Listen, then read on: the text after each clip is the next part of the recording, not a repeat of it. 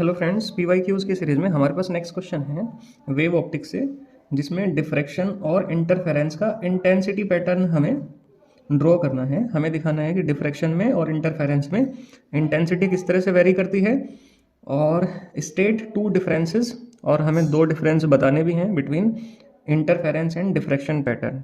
अच्छा, ये हैंस जो वर्ड आया, इसका मतलब इसी इंटेंसिटी पैटर्न से ही हमें दो डिफरेंस बताने हैं। तो इसका हम ग्राफ खींचेंगे, पहले इंटरफेरेंस के लिए देखेंगे और फिर बाद में डिफ्रैक्शन के लिए देखते हैं।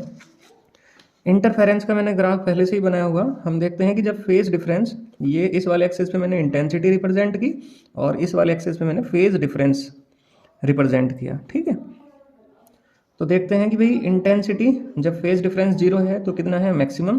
फिर यहाँ पे 2 पाई पे मैक्सिमम होगी, क्योंकि कंस्ट्रक्टिव इंटरफेरेंस कब हुआ करता है, 2n पाई पे, मतलब 0, 2 पाई, 4 पाई, इसी तरह से 6 पाई। कंस्ट्रक्टिव इंटरफेरेंस में इंटेंसिटी मैक्सिमम होगी। और ध्यान रखेंगे, हर एक मैक्सिमम की वैल्यू होगी सेम। ऐसा नहीं कि ये वाला मैक्सिमम कुछ कम होगा, ये वाला कुछ और ज़्यादा कम होगा, ऐसा कुछ नहीं है। सब सेम इंटेंसिटी के होंगे। और आई मैक्स मतलब मैक्सिमम इंटेंसिटी कितनी होगी, वो होगी √I1 प्लस √I2 का होल स्क्वायर। इसी तरह से इधर भी -2 पाई और इधर -4 पाई। ठीक है, ये तो रही मैक्सिमम की बात। इसी तरह से इंटेंसिटी जो मिनिमम होगी वो भी सब सेम ही होंगी। अच्छा, ये जरूरी नहीं कि जीरो हो, क्योंकि अगर देखो आई मिनिमम की वैल्यू है √I1 minus √I2।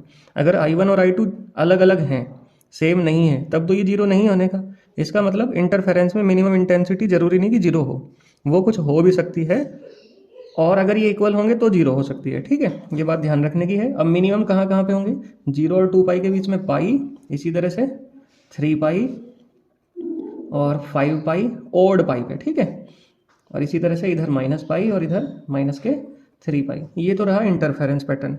Diffraction pattern में क्या होगा कि जो मैक्सिमा की इंटेंसिटी होगी वो धीरे धीरे कम होती चली जाएगी। सेंट्रल मैक्सिमा की इंटेंसिटी सबसे ज़्यादा होगी, उसके बाद जो फर्स्ट मैक्सिमा सेकंड मैक्सिमा होंगे उनकी इंटेंसिटी लगातार घटती चली जाएगी, और कुछ डिस्टेंस के बाद में हमें डिफ्रैक्शन पैटर्न ऑब्जर्व ही नहीं होने का।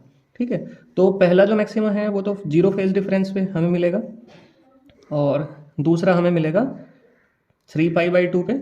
ध्यान रखेंगे, इसकी थोड़ी सी 3 पाई पे मिलेगा, सॉरी, और ये मिलेगा हमें 5 पाई पे।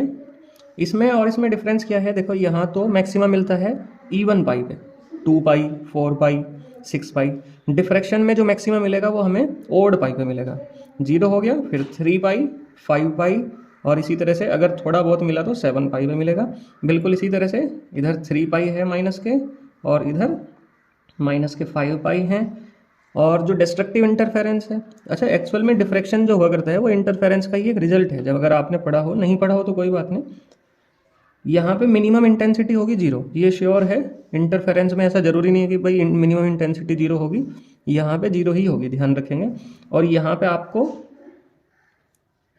2 पाई पे, मतलब इवन पाई पे मिलेगी, 2 पाई, 4 पाई, इस तरह से करके मिलेगी। ठीक है, ध्यान रखेंगे इस बात का।